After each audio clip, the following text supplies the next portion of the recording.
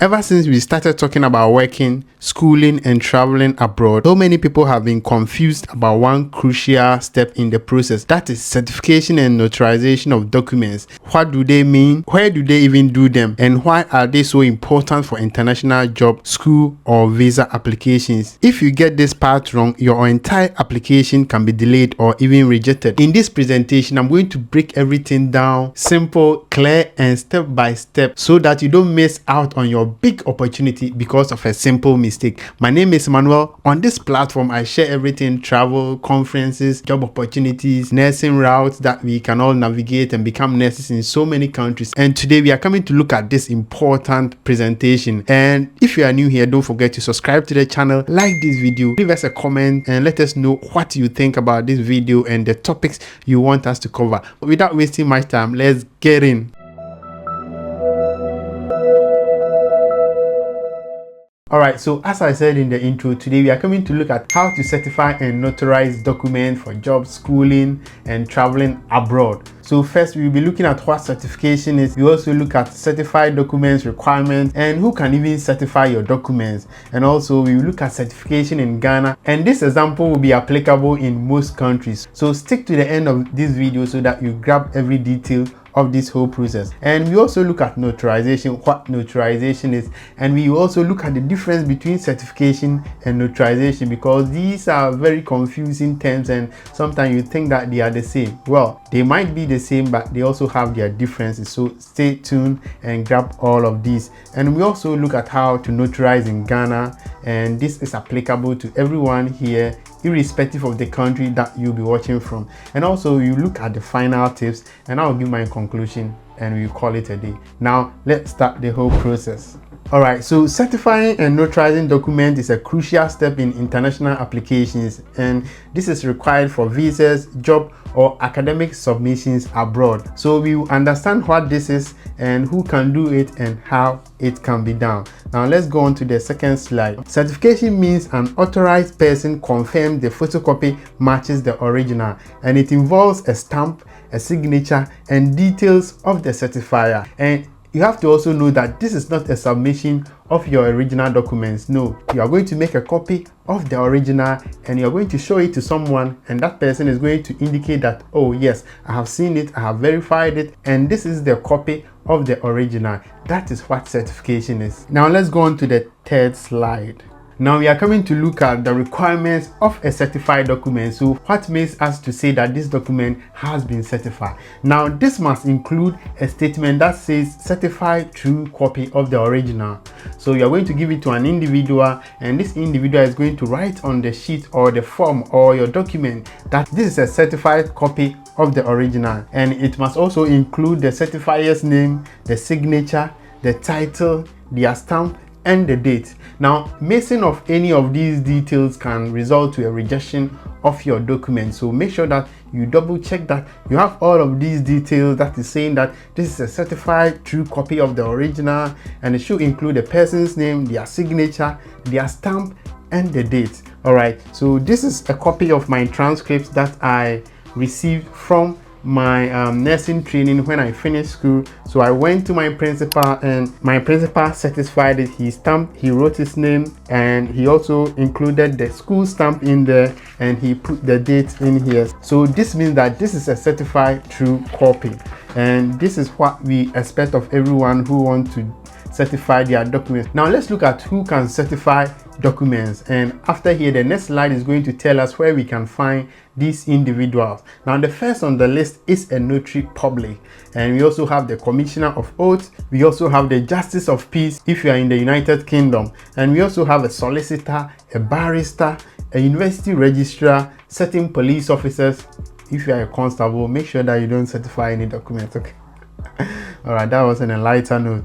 Embassies or post office, depending on your country. Now let's go on to the next slide, and this is going to show us where we can find these individuals when we want to certify our documents. Now let's talk about commissioner of oaths. Most of the time, if you go to my country, Ghana, commissioner of oaths are mostly located around the courthouses. So if you go on to any judicial service, you are going to see some commissioner of oaths situated just near some of these judicial buildings or court buildings. And if you go on to these judicial services or the court buildings or the high court, and if you ask anyone that you are looking for a commissioner of oath, you will find them. Most of the time they will be sitting behind a typing machine, typing documents, and people will be in a queue ready to get their documents certified and all. And as I said, they are available at most courts. Now let's talk about the notary public. And notary public, these are licensed lawyers, and they usually charge a small fee to do these services. And once again, if you go to any law court and you ask that you are looking for a notary public,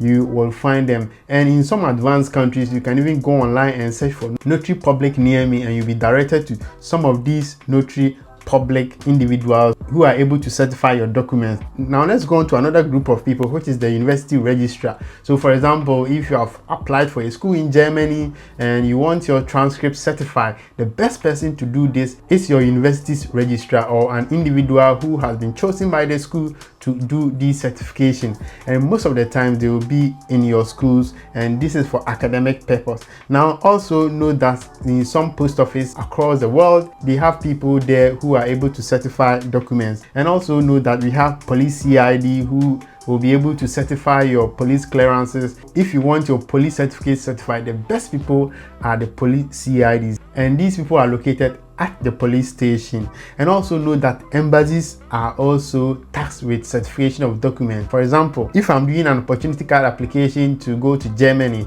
and there is something that needs to be certified, the right people to do this is to send it to the German mission in your country or the German embassy in your country to certify this. This applies to whether you are traveling to Finland to study and you have been tasked to get your documents certified with their embassy. You just go to the embassy and ask of the individual in charge of the certification process. We've looked at certification, who can certify your documents and where they are located, and we also spoke about what is needed to be on your certified documents. Now let's go on to what notarization is, and we are going to look at this into details as well. Now notarization includes certification plus a formal record by a notary public. Notarization includes certification plus a formal record by the notary public. So this means that you're going to do everything that you did in your certification, but this time the notary public or the lawyer or the solicitor who is going to undertake this is going to record this. So this takes it a step further.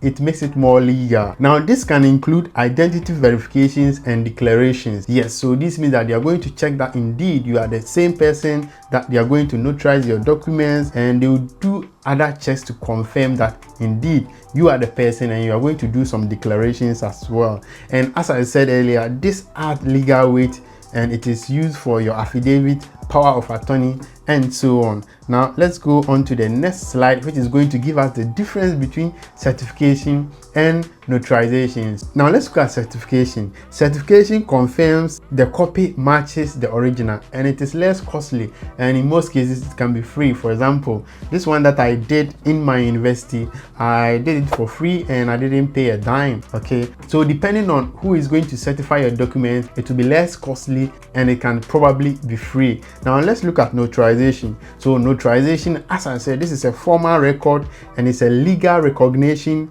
and it is less costlier, and it is used in legal or property matters. So when I went for this, my principal will not document that, oh, Emmanuel has been here for his transcript, so let us write a document to attach it and put it on his file and also give him a copy, let him pay this amount of fees and give him a receipt. No, when it comes to certification, the processes are not that in-depth like the notarization. Now let's go on to the next slide, and here we are coming to look at where and how to notarize. This is similar to the certification that we did, but in notarization you have to visit a registered notary public, and this is usually a law firm. So you can visit KLB and Co law firm, and they will do the notarization for you, and these people have been licensed to do this. You don't see any lawyer in your area and you are in a good terms with the person and you go there to notarize your documents. No, because after they have certified it, they have to also document it and make it legal. They have to add some legal legal way to it. And they will always ask you to bring the original copies. So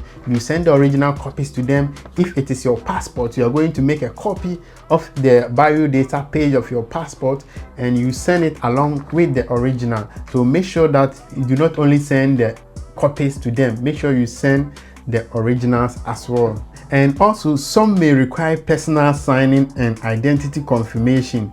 Yes, as I said earlier, they will do some identity verification and some may require personal signing, and the fees may apply, and this may vary depending on who you visit, whether you visit a different lawyer, a solicitor, a notary public. It depends on the firm that you visit. Each of them have different costs. Now let's look at the final tips.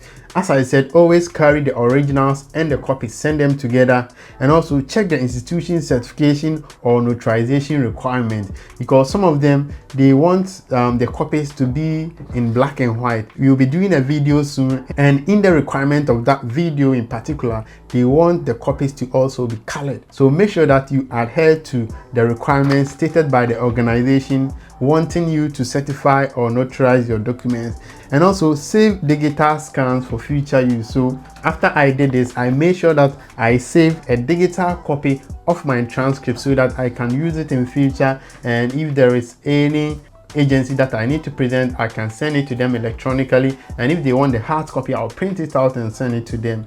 So make sure that after you've done all these things, you make sure that you save a digital copy, because it can be expensive and difficult to come by. Now let's look at something that we need to have in mind before we finish this video. You have to know the difference and the correct processes for document submission. If they want you to submit it via post, you have to make sure that you get it through a proper post or a well-known postal agency like DHL and FedEx and other companies, so that you send it through them. If they want it electronically, make sure you send it to the correct email addresses. And also, these are essential and smooth for international application processes, and causing any delay or making any mistakes is going to jeopardize your whole application. So make sure that you use the correct method based on your country and institution policies or institution requirements. Now I hope that you have been able to grab something, and now you know the difference between certifying documents and notarizing documents. And also note that not all notarization needs to be in person. Some years ago, when I wanted to become a nurse in New Zealand, I went through a notarization process, and this was done online, and I had a notary public in a video call, and we did the notarization online, and this went smooth. So basically, they are going to confirm that indeed you are the person sitting there after they have received your ID. Most of the time, this is going to be your passport, so they will make sure that the picture in the passport and the person they are speaking to is the same. Sometimes they will ask you to sign your signature to confirm that that is the same on your passport. So note that some notarization process, mostly in the Western countries, can't be done online, because at that moment I couldn't travel to New Zealand to do the notarization process, and sometimes some schools or some institutions have their own notary public that they want to work with, so they are going to decide the person who does the notarization process. And in the certification process, is usually less cumbersome, so you just get the individual who is responsible. And as I said, if it's school, go to your school registrar. If it's police clearance, make sure it's done by a CID. If it has to do with visa information and all, go to the embassy in your country. And most of these requirements will come with the whole process, so you don't have to panic about who to send a document to. Now, if you got something out of this video, kindly like this video for me, leave us a comment, let us know what we are doing, let us know the video you want us to do next, let us know if you have any questions on certification or notarization. My name is Manuel. Take good care of yourself, and see you in the next video. Bye bye. Mapong, me come me cut.